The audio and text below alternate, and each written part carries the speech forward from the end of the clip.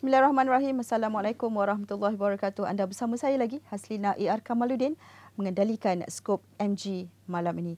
Sebelum kita teruskan dengan program kita malam ini, ayuh kita imbas kembali kes COVID-19 untuk hari ini.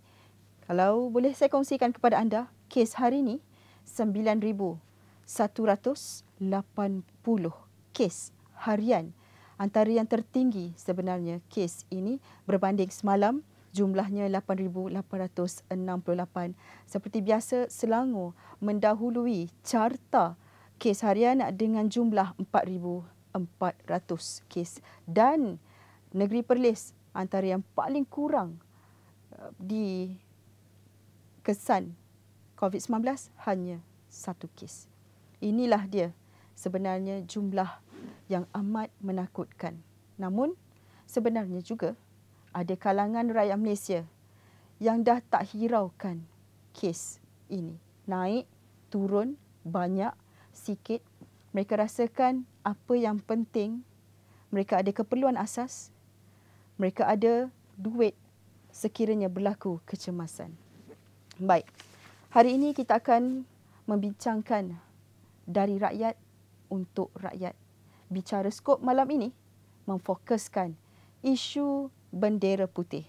Inisiatif daripada rakyat untuk rakyat. Kenapa agaknya bendera putih ini menjadi tular akhir-akhir ini? Kerana senang sahaja. Kes kematian semakin meningkat. Kes kebuluran juga semakin meningkat. Ramai yang memerlukan sokongan. Ramai yang memerlukan bantuan. Sebelum kita bersama dengan barisan panel kita, ayuh kita lihat VT ini.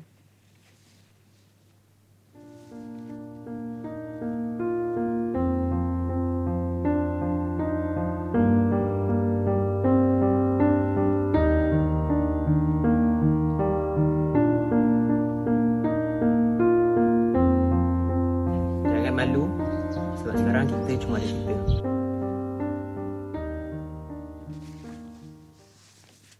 Baik, itu tadi dua figura hebat buat masa ini. Dua figura yang menjadi ratu, raja di hati rakyat Malaysia ini.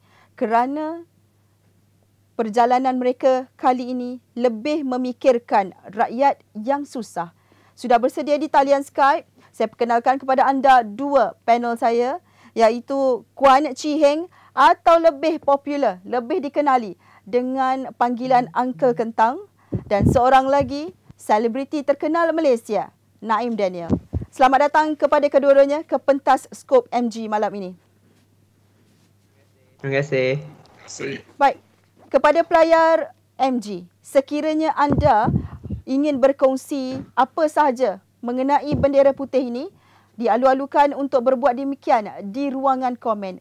Dan juga sekiranya anda mempunyai sebarang soalan. Hari ini bicara rakyat untuk rakyat. Kita berbicara dari hati ke hati. Bendera putih menjadi saksi sekiranya anda memerlukan bantuan. Kita mulakan dengan Uncle Kentang. Menjadi aktivis rakyat ini lebih 20 tahun, Uncle. Sebelum kita pergi ke bendera putih ini, bagaimana Uncle melihat setahun dua ini apabila kita berperang dengan COVID-19 ini, bagaimana agaknya nasib rakyat Malaysia? Adakah mereka ni semakin susah ataupun bagaimana, Uncle? Boleh kongsikan. Pastinya rakyat Malaysia mengalami kesukaran kerana berbanding dengan PKP 1 dan PKP 2, PKP 3 ni adalah berpanjangan dan ramai yang telah menghabiskan wang simpanan kerana telah begitu lama bertahan, dan ramai yang tidak ada kewangan yang begitu lebih untuk menampung kepada kekurangan duit pendapatan. Maka PKP 3 ini adalah sangat teruk sekali. Permohonan kami adalah setebal buku berjilid 500 ataupun 1,000 muka surat. Malang ni kami masih belum lagi dapat membantu semua. So kita hanya dapat membantu dalam lebih kurang 5,000 orang atau lebih daripada itu. Jadi bagi saya PKP 3 ni adalah satu cabaran yang sangat hebat kepada semua rakyat Malaysia.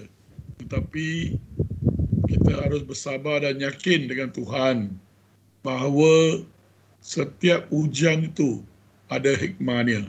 Yakinlah dan kita pasti dapat melawan COVID ini dan juga dapat mengharunginya dengan baik. Baik, Uncle, ada bendera putih atau tidak, bantuan yang Uncle berikan sentiasa sahaja berjalan. Jadi bagaimana Uncle melihat inisiatif yang dibuat ini oleh sebahagian rakyat Malaysia? Adakah Uncle merasakan bendera putih ini menunjukkan betul-betul kita terkesan atau bagaimana? Bendera putih ini adalah ilham daripada individu yang prihatin dan saya rasa ia bagus untuk mereka yang benar-benar memerlukan bantuan. Jadi bagi saya tak kiralah bendera putih atau tidak, ada yang tidak pun mengibarkan bendera putih kerana mereka takut maruah mereka akan tergadai atau orang akan aibkan mereka. Jadi bagi kumpulan-kumpulan yang tidak menaikkan bendera putih, mereka masih boleh lagi meminta bantuan daripada ketua-ketua penduduk, KRT ataupun surau atau masjid atau tokoh-tokoh berhampiran ataupun balai polis berhampiran supaya mereka dapat diberi bantuan. Baik, Naim Daniel, usaha anda dan perkongsian anda di laman sosial Instagram anda mendapat maklum balas yang sangat-sangat memberangsangkan. Daripada Food Bank 1.0, anda berjaya melaksanakan Food Bank 2.0. Bagaimana anda boleh tampil ataupun apa yang menjentik hati Naim sendiri untuk turun membantu pada ketika ini? Terima kasih. Bagi Naim sendiri, untuk menjayakan Food Bank tu bukan Naim datang dengan sebuah pre-pro yang lama mahupun kita ambil masa persediaan yang begitu lama. Tidak, Naim terdetik hati bila bangun pagi. This one day Naim terus rasa macam, ya Allah, aku rasa macam nak buat Food Bank. Saya betul-betul berhasrat untuk nak membantu sebanyak mana yang saya mampu. Dan daripada situ tercetusnya rasa untuk membantu mereka dalam kesusahan. Sebab Naim percaya kita di dalam tempoh yang sangat-sangat gelap bagi rakyat Malaysia, di mana kita lihat pengangguran merata-rata, kadar bunuh diri pun meningkat, dan ini bukan statistik yang Naim boleh kata membanggakan, tidak. Ini adalah kita katakan numbers and facts yang menggusar kita sebagai rakyat Malaysia, dan kita percaya semua orang sedang terkesan dan tertekan dari segi jiwa dan juga raga kita kan. Mereka yang kehilangan pendapatan, ibu ayah yang terpaksa bergadai untuk menjamin kestabilan anak-anak untuk belajar, anak-anak dengan online PDPR dan sebagainya. Ini adalah kita katakan sebagai peperangan baru kita rakyat Malaysia sedang hadapi, di mana selagi mana benda ini masih tidak dapat diselesaikan, ini menjadikan masalah yang kita katakan tidak mampu untuk kita berdiam diri. Dan Naim ambil inisiatif ini untuk membantu mereka yang dalam kesusahan sebanyak mana yang boleh, sebab Naim percaya dalam rezeki kita ada rezeki orang lain, dan bila segala masalah ini berlaku di Malaysia, Naim sedar perkara ini yang Naim dapat belajar satu benda, di mana dunia tidak berkisah tentang hidup kita sahaja, dan kita perlu ambil kira, ambil tahu, ambil peduli, ambil kisah tentang orang lain di dalam kesusahan juga. Adakah tadi Naim ada sebut bangun pagi tiba-tiba terfikir nak buat Food Bank? Apakah kerana pemerhatian pembacaan Naim sendiri mengenai kes-kes itu yang Naim rasakan perlu berbuat sesuatu dari hati seorang rakyat untuk rakyat lain, ataupun Naim rasakan tiba-tiba tu mungkin ada sesuatu yang berlaku di sekeliling Naim? Kalau boleh dikongsikan. Naim percaya di sini maupun di dalam sosial media, Naim tidak memakai baju mana-mana parti ataupun mana-mana badan, dan Naim juga tidak memegang baju sebagai selebriti maupun artis hanyalah Naim mempertanggungjawabkan diri Naim dengan jumlah followers yang ada, dengan kelebihan yang dia ada untuk menyuarakan apa yang selama ni tidak didengari. Suara-suara rakyat ini sendiri. Sebab Naim percaya, Naim juga, kita semua di sini adalah rakyat. Dan kita tidak perlu mewujudkan sebarang jurang maupun peta di antara artis dan rakyat. Sebab selagi mana seseorang pekerja seni itu, director, penyanyi, pelakon, maupun pelukis, selagi mana dia membayar cukai, selagi mana dia ada tanggungan keluarga, selagi mana dia ada komitmen yang perlu dia laksanakan, dia juga rakyat. Dan Naim di sini menggunakan platform yang ada dan tenaga yang ada sementara masih muda ini untuk bantu sebanyak mana yang mungkin. Dan situasi tergerak hati tu Naim pun sendiri agak sebab bila mana kita lihat penindasan, ketidakadilan, kezaliman berlaku di depan mata kita, dan jika kita yang celik ini cuba untuk membutakan mata, di situlah kita nak tunjukkan nilai kemanusiaan hilang. Dan Naim tidak mahu nilai kemanusiaan itu hilang di dalam diri setiap rakyat Malaysia. Sebab Naim percaya kita semua, walau macam mana di dalam tahap yang amat sempit sekalipun, perkara yang kita tidak ingin hilang adalah kemanusiaan dalam diri kita. Jadi kita cuma ingin membawa kemanusiaan di dalam apa yang kita lakukan di dalam situasi yang sangat-sangat menakutkan sekarang ni. Baik, kita akan kembali bersama dengan Naim. Uncle, ramai yang bertanya, macam mana boleh dapat nama Kentang tu? Kalau boleh dikongsikan sedikit nama Uncle Kentang itu. Semasa kita beri makanan kepada orang lain, kepada kawan-kawan kita tidak beri nama.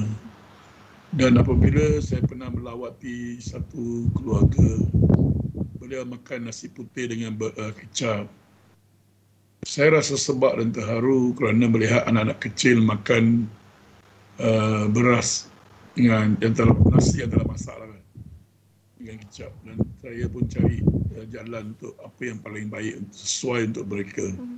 Dan saya bawa kentang lah. Doktor kata kentang tu bagus, so saya pun bawa kentang lah. Bawa kentang, orang pun kata abang kentang, angka kentang, angka gemuk. So angka kentang tu sebenarnya bukan daripada saya, tetapi daripada orang ramai memanggil saya sebagai angka kentang.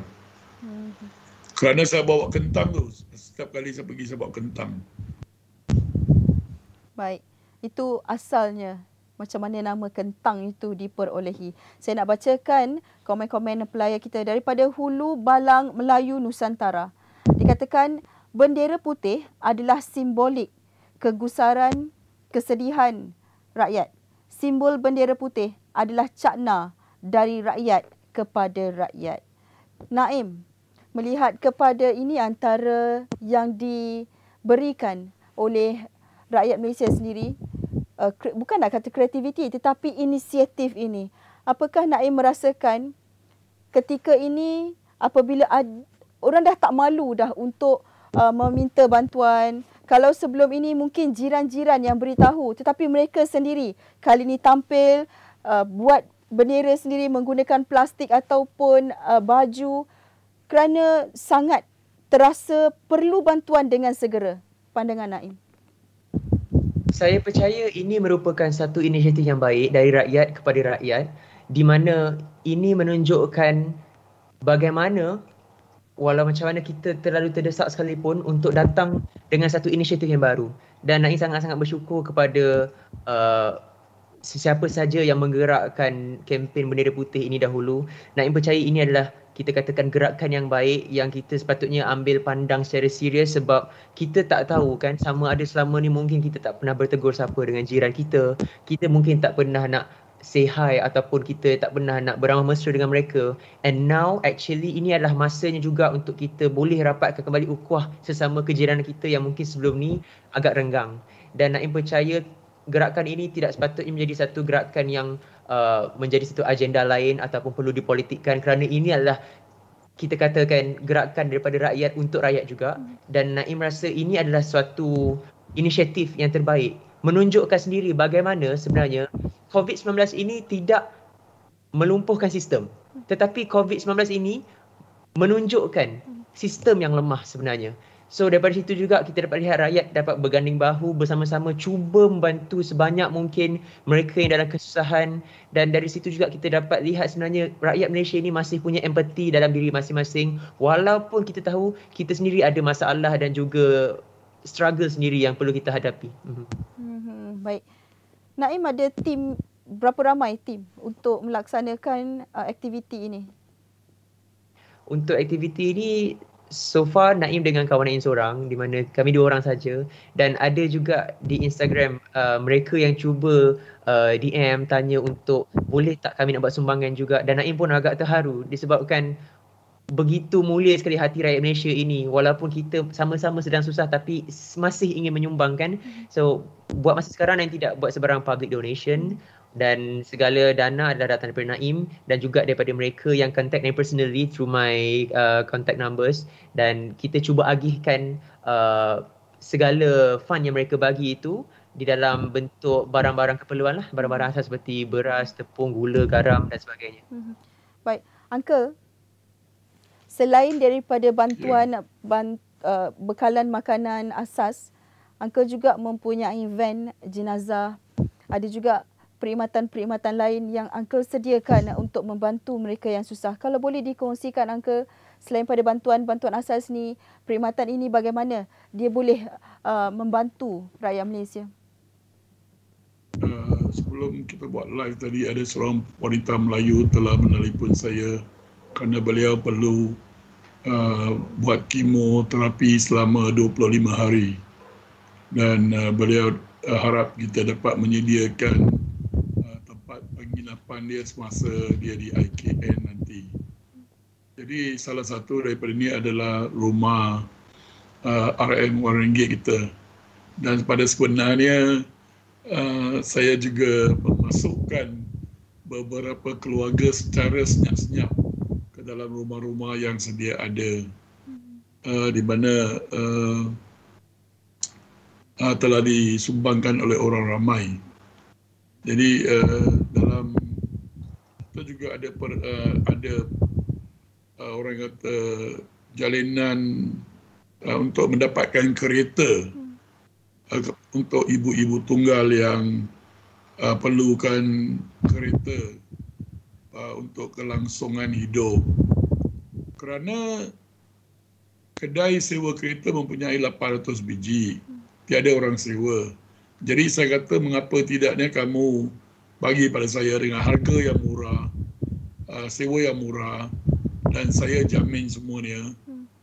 Kita akan bayar deposit semuanya.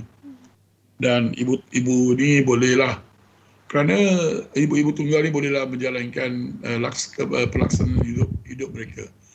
Saya amat sedih sekarang. Saya terus terang beritahu Aslina, saya sedih.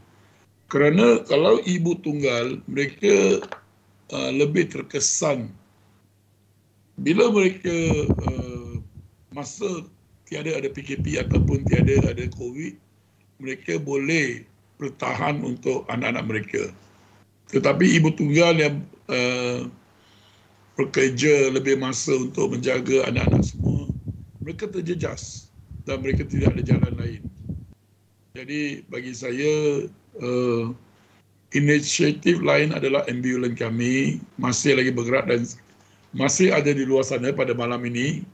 Ada satu di Negeri Sembilan, satu di Perak dan satu di Pahang kerana menghantar mereka yang sakit pulang. Dan masa pandemik ini saya juga beritahu bahawa dimaklumkan bahawa ramai anak-anak muda kehilangan pendapatan. Sekiranya ayah atau mak jatuh sakit dan mereka tak mampu untuk bawa mak dan ayah ke kampung atau mana-manalah hospital, bila hubungi kami. Untuk bab jenazah pula, kita telah uruskan jenazah COVID dan juga mayat COVID ataupun mayat lain-lain. Dalam masa ini, hari ini juga saya telah menerima panggilan daripada Johor Bahru. Seorang anak tak mampu uruskan mayat mak dia, Cina. So ini adalah antara inisiatif yang kita lakukan. bantuan makanan memang sentiasa kita lakukan setiap masa. Bantuan rumah RM1 jalan seperti biasa, rumah cuci luka biasa, kita masih guna cuci luka. Dan bantuan ke hospital macam naik ambulans memang kami masih menjalankan. So itulah antara perkara. Dan kita juga ada bagi dana untuk sambung belajar. Aslinya saya nak cerita ini sangat teruk. Ibu bapa yang hilang pendapatan anak mereka dalam tahun kedua atau tahun ketiga, mereka memerlukan setahun lagi untuk tamat pengajian mereka. Dan mereka tidak mampu bayar duit sen mereka. Jadi mereka, ayah dan mak akan beritahu anak-anak nak sambung macam mana, nak bayar. Kalau universiti swasta mereka memang susah. Jadi di sini juga kita ada memberi bantuan kerana kita ada collect dana kepada mereka ni. Jadi saya nak beritahu bahawa jangan putus asa. Jangan give up. That is important because kalau ada apa-apa call. Tapi untuk makluman Astina dengan Naim juga, call saya dah memang saya tak boleh angkat kerana satu hari saya dapat call dalam 1,500 1,500 calls a day di handphone saya. Jadi memang saya jamkan handphone, saya tutup untuk mereka hanya call di hotline kami. Itu saja. Uncle. Ya. Mulianya hati Uncle. Bila saya dengar tadi, daripada orang yang sakit, sambung belajar hingga meninggal dunia, Uncle tetap bantu dengan sepenuh hati Uncle. Pernah tak Uncle terasa penat membantu orang dan terasakan time Uncle untuk fikirkan diri sendiri? Okey. Saya tidak mau menipu. Saya penat. Saya memang penat. Tapi di luar sana, ramai lagi penat. Ramai untuk makan. Ramai ibu bapa, ibu tunggal melihat mata anak mereka akan rasa sedih. Maka itu, kepenatan saya tidaklah sepenat mereka yang mendidik anak, menjaga anak, memastikan anak ada berkat. Saya tak mau tipu tuan-tuan dan puan-puan yang saya muliakan. Memang saya penat. Sehingga saya rasa diri saya memang capek lah, orang Indonesia cakap. Tapi apa nak buat? Kerana inilah masa. Tuhan bukan menguji orang yang susah. Tuhan sedang menguji kita, kesabaran kita, keyakinan kita pada Tuhan. Adakah kita? Kesihatan ni siapa yang beri? Tuhan yang beri. Sebelum kita tumpas atau kita jatuh, kita lihat pada mereka yang perlukan kita. Dan insyaAllah, kalau kita ke kubur nanti, kita boleh berehat panjang. Di dunia, kita follow on, kita keep on. Bagi saya memang, saya lihat bukan apa Aslina. Saya dengar berita-berita yang sangat menyedihkan. Dan saya sendiri terpaksa bekerja untuk membawa kehadiran saya pada mereka sebagai satu endorsement bahawa saya akan bantu mereka. Ayah yang tiada duit, hilang pendapatan, nak bagi anak sambung belajar, tak dapat. Tapi saya tak dapat bantu ramai, tapi saya bantu. Kita bantu. Saya rasa benda-benda macam ni, saya selalu beritahu pada tuan-tuan dan puan-puan, hujan ni ada hikmah dia. Tiba-tiba Cik Naim, Brother Naim keluar bantu. Kita lihat bahawa empati rakyat Malaysia ataupun rakyat Malaysia bersatu padu pada masa ini. Kita telah pergi ke satu tahap perpaduan yang sangat-sangat luar biasa. Yang orang tidak tahu. Tapi bagi saya tahu kerana sifat luar biasa ini timbul semasa dalam suasana begitu Kita tanya balik mengapa Tuhan hadirkan virus ini. Apa tujuannya? Mungkin kita lama telah leka diri. Kita telah lupa bahawa kita ini diberi kebebasan udara sehingga Tuhan datangkan satu virus untuk mengingatkan kita sebelum kita kembali kepada Dia. Itu adalah sangat penting bagi saya dan kawan-kawan semua. Baik. Kita akan kembali bersama dengan Uncle Naim. Naim antara anak muda yang mengambil inisiatif, antara mewakili golongan artis juga yang tampil membuat bantuan. Ada tak sepanjang Naim daripada Food Bank 1 kemudian Food Bank 2, Naim berjumpa dengan mungkin wakil keluarga-keluarga yang bercerita mengenai kesusahan mereka ketika pandemik sekarang ini? Baik, Kak. The very first, pertama kali Food Bank pertama saya initiate, saya terkesan kerana itu adalah pertama kali untuk saya keluar sendiri dan pergi membeli barang. Dan kita dapat lihat memang masa dekat saya post on Instagram, saya minta pendapat orang ramai untuk kita nak beli apa, mana barang yang bagus dan sebagainya. Dan alhamdulillah, Naim rasa sangat-sangat terharu bila tengok rakyat Malaysia sama-sama berganding bahu bagi macam-macam pendapat barang apa yang baik, barang apa yang perlu dan sebagainya. Dan antara kebanyakan barang yang Naim belikan semua tu, dalam 13 buah barang semua tu, barang yang paling terkesan bagi Naim sebenarnya adalah lampin bayi. Di mana untuk Naim sendiri, Naim sebagai orang muda, Naim belum berkahwin, belum ada anak, tak pernah ada anak. Naim tercegat sekejap juga. Betul-betul dekat depan rak campus tu macam pandang. Naim tercegat sekejap. Macam ya Allah. Rupanya selama ni realiti bila rakyat berceritakan bila mereka tak mampu nak beli lampin bayi untuk anak tu, rupanya betul. Mereka tak tipu, tuan-tuan. Kalau awak tak ada lebih dari RM50, jangan mimpi nak beli lampin. Jadi sebenarnya kita dapat saksikan dekat sini di mana untuk nak menyari hidup, bagaimana anak-anak nak dibesarkan di skala pandemik sekarang ni bukan benda yang mudah. Di mana kita tahu mak ayah kita takkan pernah nak cuba untuk menangis depan mata anak-anak, takkan. Seorang suami takkan tunjuk dirinya lemah di depan isterinya. Seorang isteri pula takkan tunjuk lemah di depan anak-anaknya di situ. Jadi kita, bila Naim tengok benda tu, and bila Naim beli, baru Naim faham realiti kehidupan itu sendiri, di mana bukan semuanya berkemampuan macam mana kita dapat apa yang kita dapat sekarang. Ada satu keluarga ni Kak datang, naik motor, 5 beranak.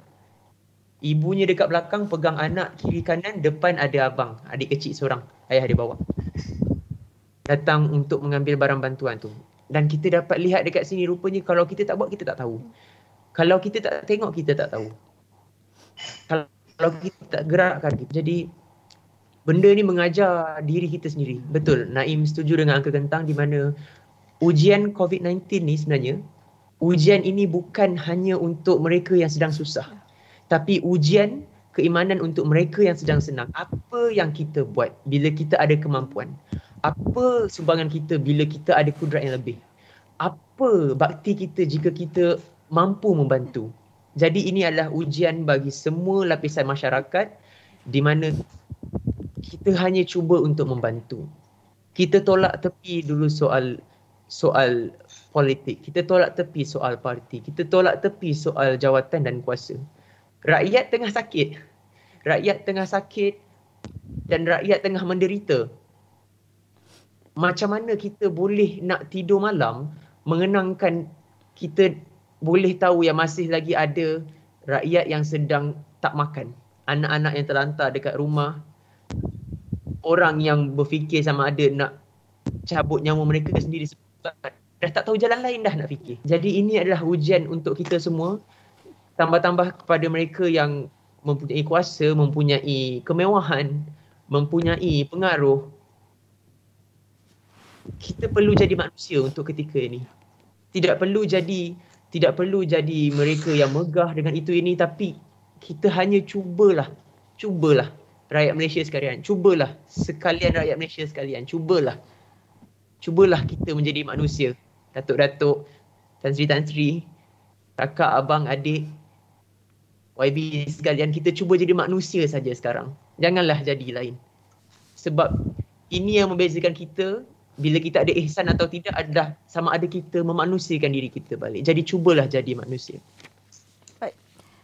Sebelum kita teruskan, ayo kita tonton dulu satu rakaman ini daripada wartawan Malaysia Gazette baru-baru ini membuat berita ataupun membuat liputan terhadap mereka yang terkesan dan mereka merupakan yang menggantung bendera putih di kawasan kediaman mereka. Kita saksikan.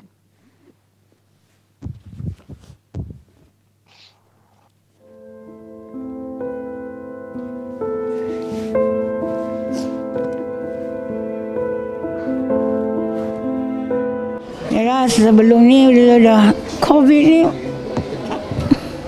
mati terpaksa lah sekan makan.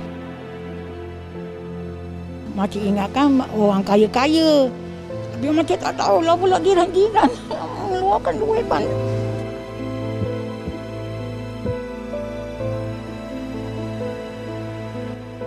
Kalau kita letak bendera putih, kita dapat tolong segi makanan, keperluan kita. Jadi kita letaklah. Itu pun ada orang cakap serba salah, tapi hati kita yang tahu that we are not enough.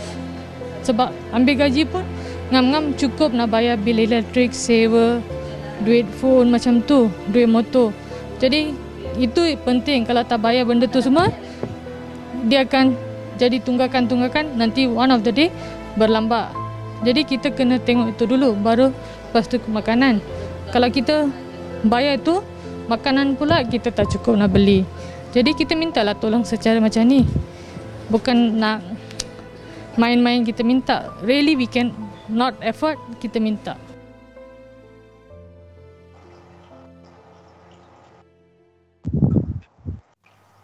Baik, itu baru sebahagian daripada rakyat Malaysia yang benar-benar terkesan.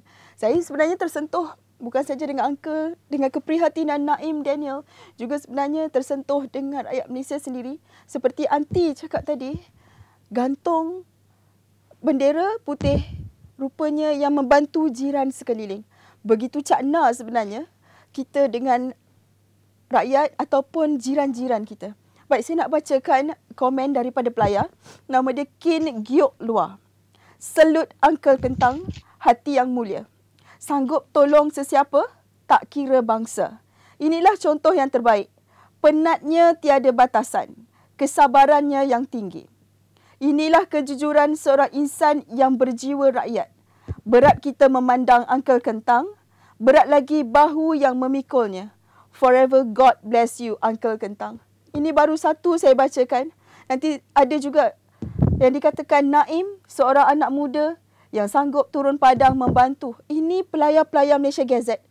Mereka nampak, mereka hanya boleh memberikan doa kepada kalian berdua. Baik, kita kembali dengan Uncle. Dalam banyak-banyak situasi yang berlaku hari ini, bagaimana Uncle berdepan dengan ada kalanya karenah-karenah mereka yang mungkin ada rasa Uncle nak 2 beras, kampik beras kerana ramai anak. Ada juga yang rasakan bantuan tu kalau boleh beli, boleh lebih lagi. Kerana mereka betul-betul nakkan bantuan itu bukan untuk diri mereka sebenarnya, tetapi ada perut di rumah. Bukan seorang isteri, tetapi ada 5 anak, 4 anak seperti Naim katakan tadi. Bagaimana Uncle cuba sedaya upaya untuk memenuhi keinginan mereka ini?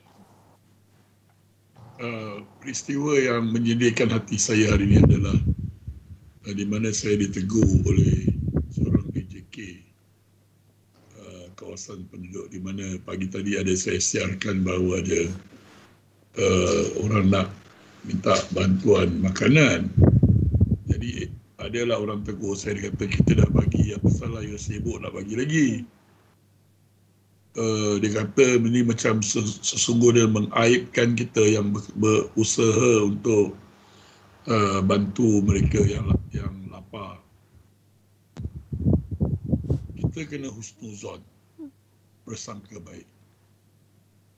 Setiap orang tu mungkin dia dah dapat, tapi seperti Hasnina kata, dia tak cukup. Anak membesar makan dengan kuat. Dan kadang-kadang orang bagi je. Bagi kerana nak bagi, nak tunjuk dia bagi. Dia bagi mungkin tepung 1, beras 5 kilo, 1 botol lah. Pasal dia yang bagi tu pun dia dah dapat daripada orang lain. Jadi bila orang lain bagi tu, mungkin dana mereka tak berapa cukup. Mereka bagi apa yang ada. Dan kita harus faham, yang menerima tu mereka makan hari-hari. Lebih-lebih lagi dalam musim PKP, mereka duduk dalam rumah. Dan mereka berulang ke dapur mungkin satu hari 20 kali, anak-anak kita. Kan? Kalau tengok PPR yang ada TV, tak ada TV. Tak ada TV nak buat apa? Makan je lah. Buat ni makan, sekejap lagi makan, sekejap lagi makan. Jadi, bagi saya lah, kepada tuan-tuan dan puan-puan yang saya muliakan, kalau kita dah bagi, apa salah kalau ada orang minta lagi, kita datang lagi bagi. Dan janganlah kerana kita lihat bahawa ia boleh mengaibkan diri kita.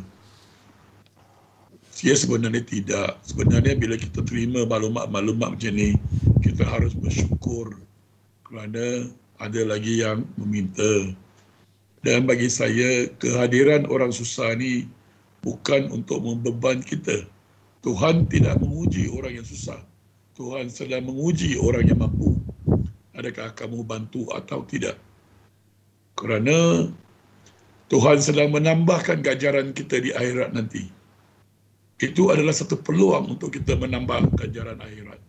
Tetapi kalau kita lihat dia sebagai beban, maka ni kita terlepas peluang untuk mencari lampu-lampu di akhirat nanti.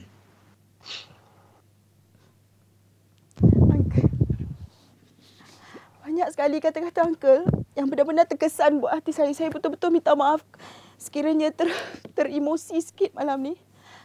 Walaupun Uncle bukan beragama Islam, tetapi banyak sangat nasihat-nasihat Uncle tu yang membuatkan saya rasa sesuatu.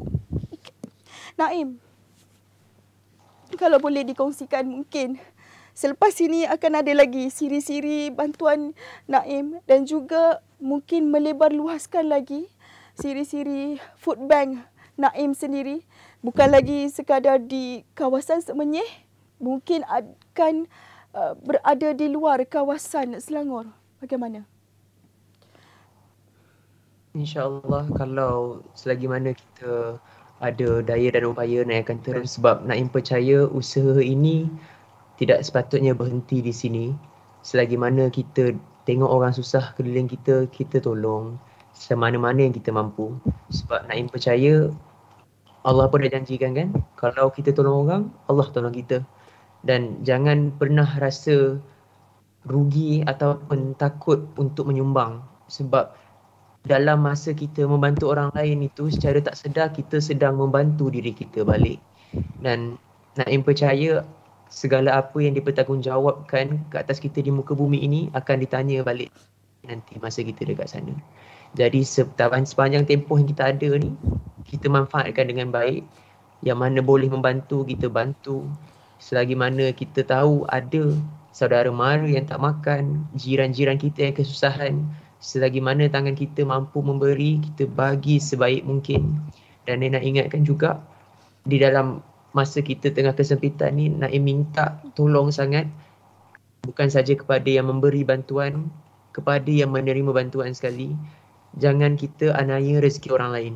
Jangan kita ambil kesempatan di atas kesusahan orang lain. Sebab kita tahu juga terdapat berita yang tular tentang di mana orang salah gunakan bantuan yang disediakan di food bank ini, ada yang mengambil lebih daripada yang sepatutnya. Kita semua kena ingat, setiap satu kampit beras yang kita ambil dari hak orang lain itu, mungkin kita telah mempertaruhkan nyawa mereka untuk hidup kemudian hari dengan beras yang ada. Jadi jangan pernah aniaya dengan rezeki orang.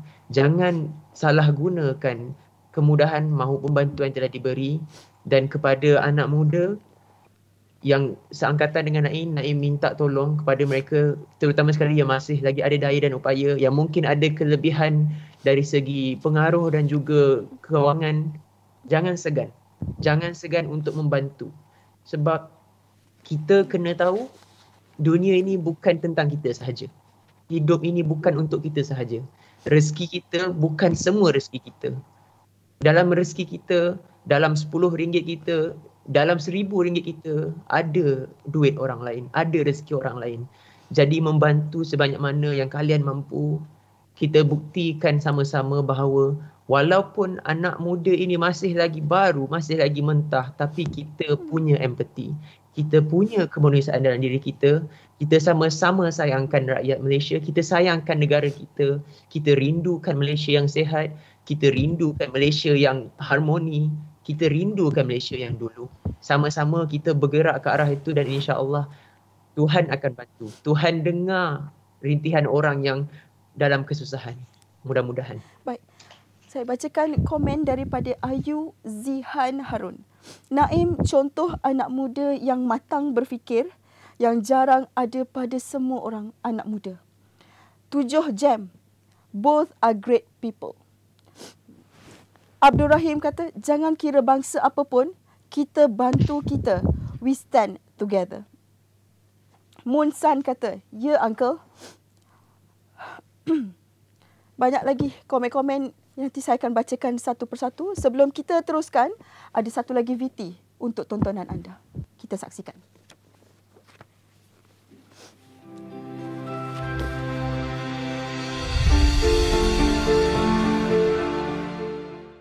Saya duit ni untuk duit EPF kerja lah, tapi tak banyak sebab dia kerja tak lama. Sekarang pun dah habis lah juga. Sikit-sikit sebab dia macam baby, dia nak beli jajan. Dan dia nak beli aiskrim. Betul-betul macam baby lah, kita kena jaga. Jadi kena hari-hari kena simpan duit untuk dia belanja. Dia nak beli air, nak beli aiskrim dia, jajan ke apa ke, roti ke, macam tu.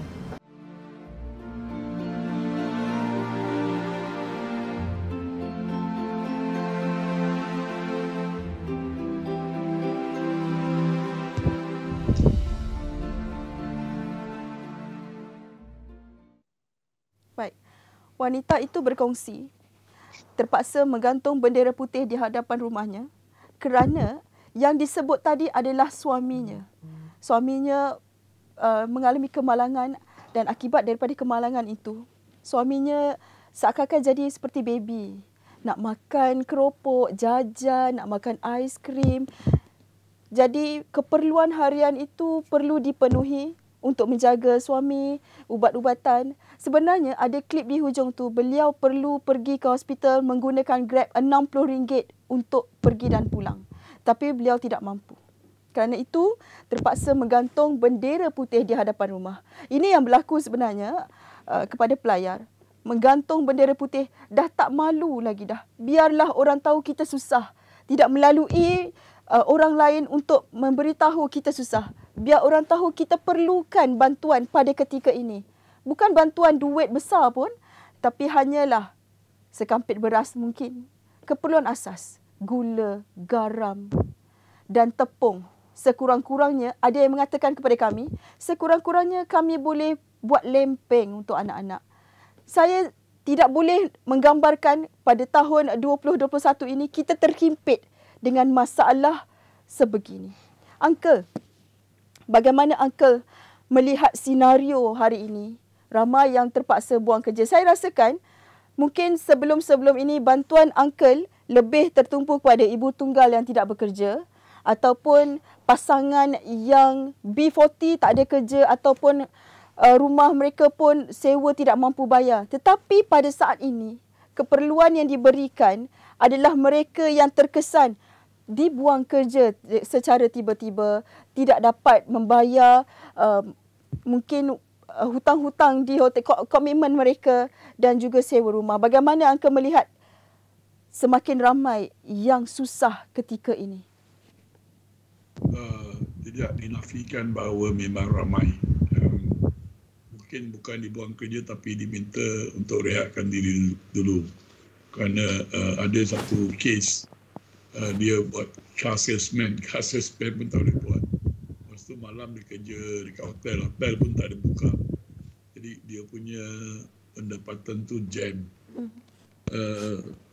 Tapi bagi saya kita perlu cari jalan solusi. Dan kita mempunyai banyak tanah di bumi yang segar ni. Bagi saya lah, kalau boleh kita harus mulakan satu usaha bercucuk tanam untuk menambahkan option untuk kita makan. Dan saya rasa pada masa ini memang sangat susah. Dan sebagai orang lebih senior dalam Malaysia ataupun usia saya yang lebih senior, kita cuba cari jalan penyelesaian. Tetapi tidak semuanya dapat kita selesaikan. Dan pada masa ini juga saya berharap tuan-tuan rumah yang telah mengambil sewa sebegitu lama, janganlah kamu mengunci rumah. Dan kalau dia tak bayar sewa 3-4 bulan tu, kita berdoalah dengan Tuhan bahawa dia boleh bayar. Saya rasa terkilan kerana saya menerima banyak aduan daripada mereka yang dihalau daripada rumah kerana tak mampu bayar sewa. Dan hari ini juga saya telah melangsungkan pembayaran sewa untuk seorang nenek berumur 82 tahun di Ampang. Dia anak nenek ini, dia hidup sebatang kara dan dia jual kuih masa lalu dan dia boleh bayar sewa. Sekarang jual kuih pun tak boleh jual. So saya beritahu nenek, kamu teruskan hidup. Sewa tu kita bayarkan. Dan kita bagi option, ada beberapa option bahawa kita ada rumah yang nenek tu boleh duduk ataupun kita minta dia sewa rumah yang lebih kecil, flat yang lebih kecil. Tuan dan puan, saya terima semalam satu kes. Sewa dia adalah 1,400. Dia minta saya bayar 1,400, saya gagalkan permohonannya.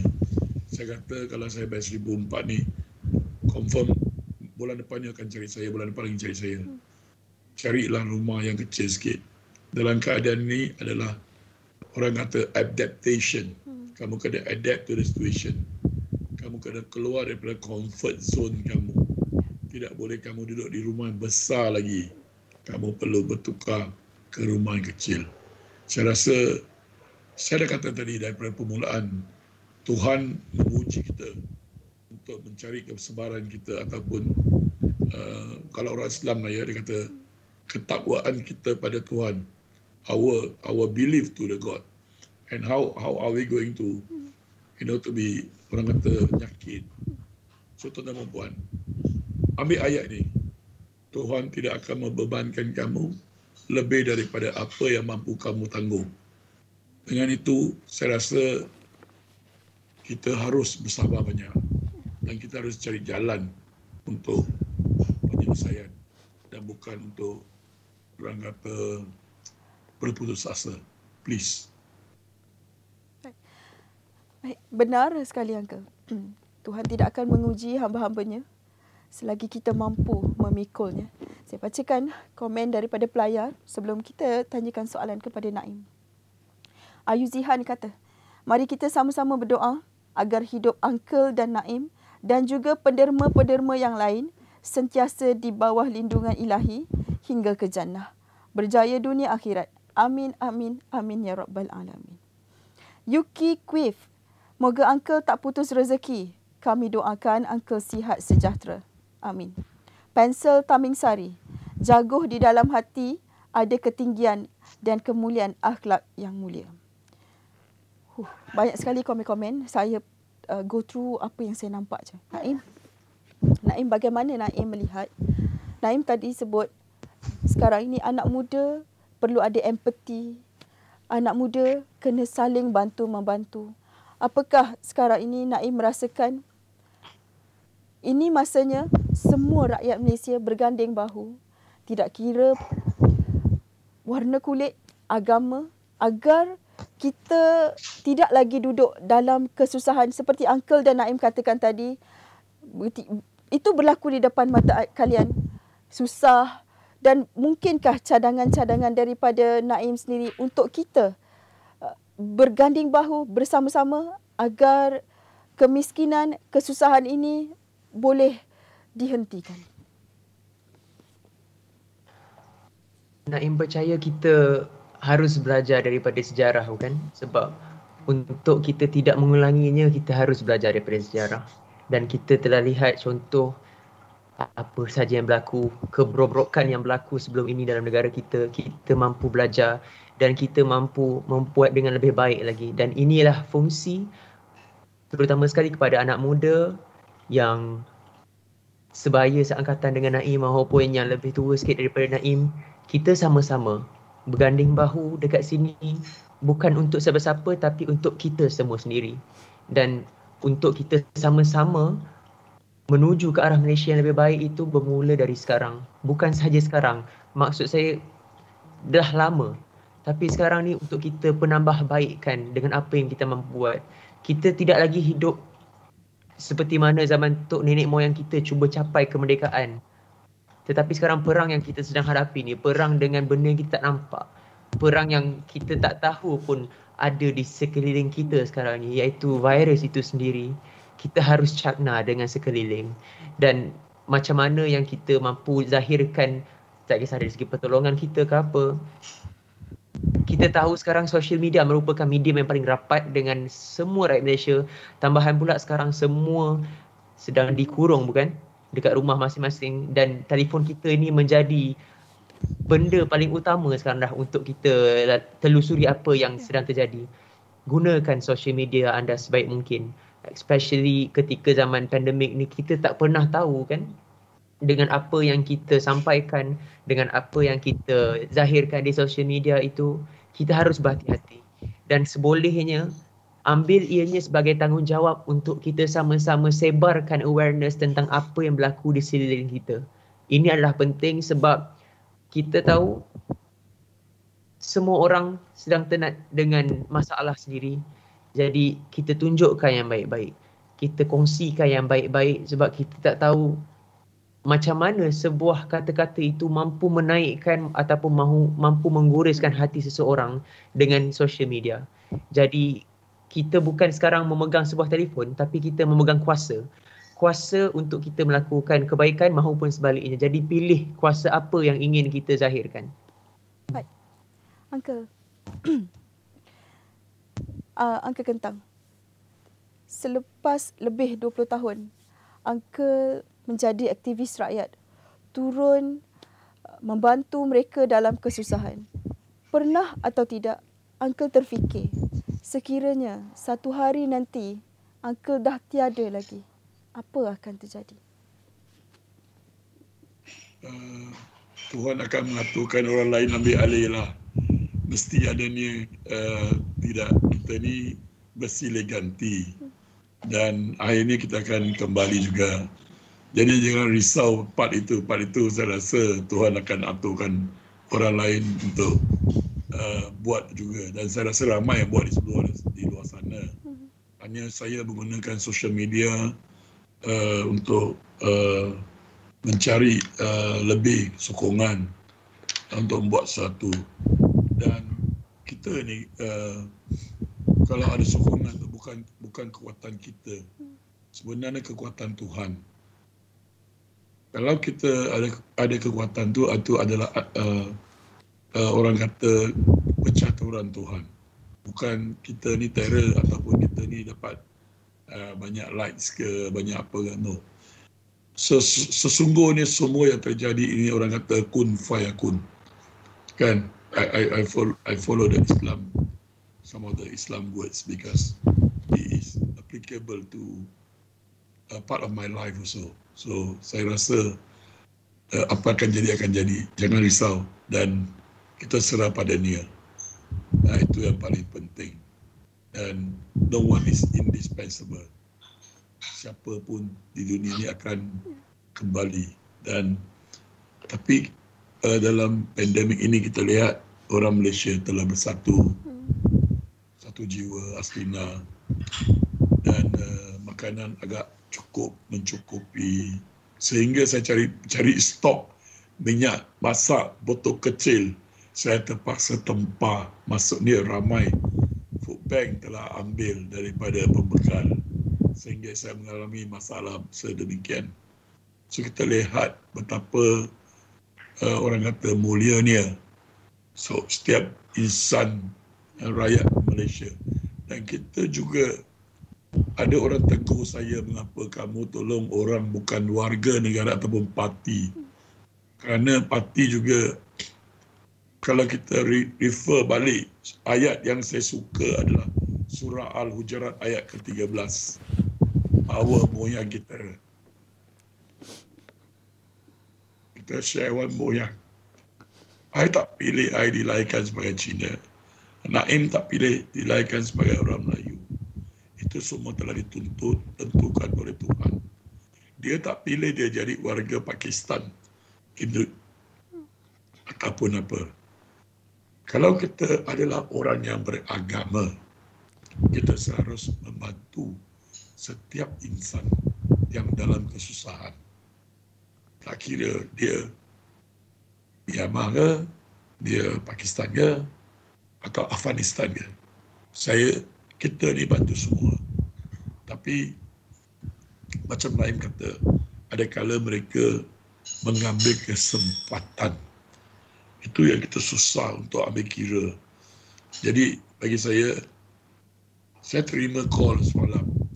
Dia kata, Uncle, apa lalu di depan saya bedal. Saya sudah 2 bulan dalam hutan. Saya tak ada permit, saya tak boleh keluar. Polis banyak. Dia orang akan tangkap kami. Bila saya dengar cerita macam itu, saya sedih. Apa saya buat? Saya kata, saya akan masuk hutan. Saya akan masuk dengan tim saya, masuk dalam sikitlah kebun-kebun dia. So, tuan-tuan dan puan-puan, ada orang marah saya. Mengapa kamu tak tolong orang Malaysia? Kita refer back kepada ayat surah Al-Hujurat ayat 13. Dan kita adalah adik-beradik. Itu yang sangat penting. Okay. Baik, di penghujung waktu ini, apa yang boleh Naim katakan, simpulkan mengenai diskusi kita malam ini, dari rakyat untuk rakyat, betapa Naim dan Uncle sebenarnya menjadi pencetus kepada ramai lagi orang untuk menghulurkan bantuan, untuk ramai lagi untuk tidak malu menyatakan mereka dalam kesusahan, untuk mereka di luar sana sama-sama berganding bahu memberi dan menerima. Silakan Naim. Ini adalah waktu yang penting untuk kita sama-sama, tak kira agama, bangsa maupun warna kulit, untuk kita berganding bahu. Sebab dalam masa ini, sedih untuk saya nak cakap, kita cuma ada kita. Kita masing-masing perlu bantu kita.